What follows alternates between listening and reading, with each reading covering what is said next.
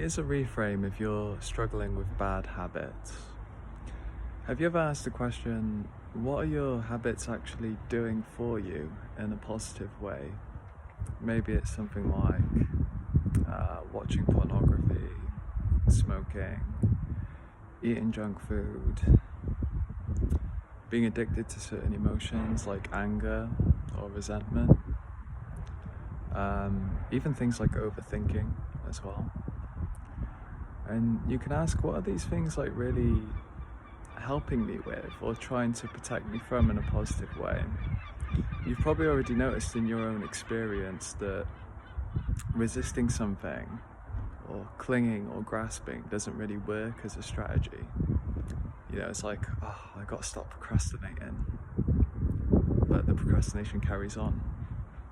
I'll quit smoking soon. Smoking continues. Or in another way as well, when we kind of grasp or cling to certain outcomes, like you want to force a certain outcome, say in a relationship, for example, the outcome just eludes you. It's like it creates like a counter resistance to the force that you're pushing out. So what's the key then with all of these things?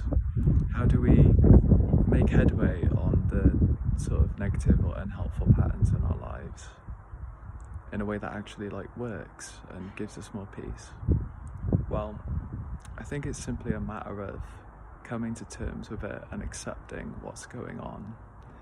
There's a few different ways you can put it. It's sort of like that whole idea of in like relationships, let them, you know, or accepting that if you were stuck with a habit, say, forever, would you in the end, in the final analysis, be okay with that? And on what basis would you be okay with that? And also like just generally like giving some love and understanding to the things that we're normally hating on. Ugh, why am I procrastinating again? Ugh, why am I smoking? And so on and so forth.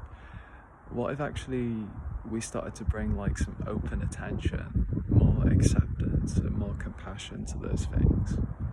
Maybe that's the key to actually changing them, you know? It's like, say someone's like addicted to drugs and that kind of thing, and an intervention is held against them. Or maybe just on a day-to-day basis, you know, their family and their friends are saying, you really need to stop doing this. This has to stop. And that person isn't quitting. It actually just reinforces the cycle until, you know, perhaps they hit rock bottom and then bounce up from there. Or they actually end up dying or something like that. You know, it can get pretty serious. But why is it that this sort of shame or like force-based approach, why doesn't that work?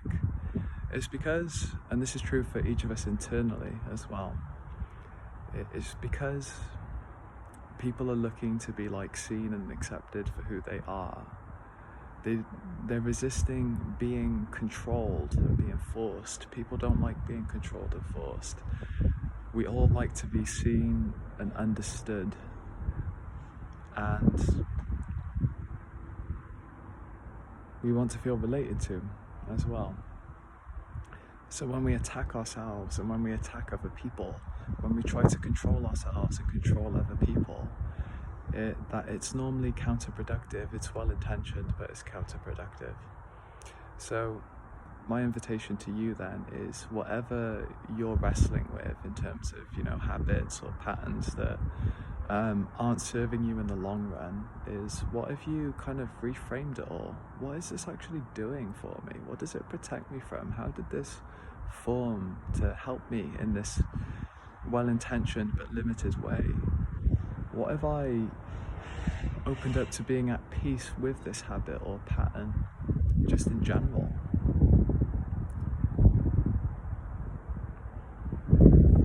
What if I just loved myself regardless of what was going on or what I'm doing, what others are doing?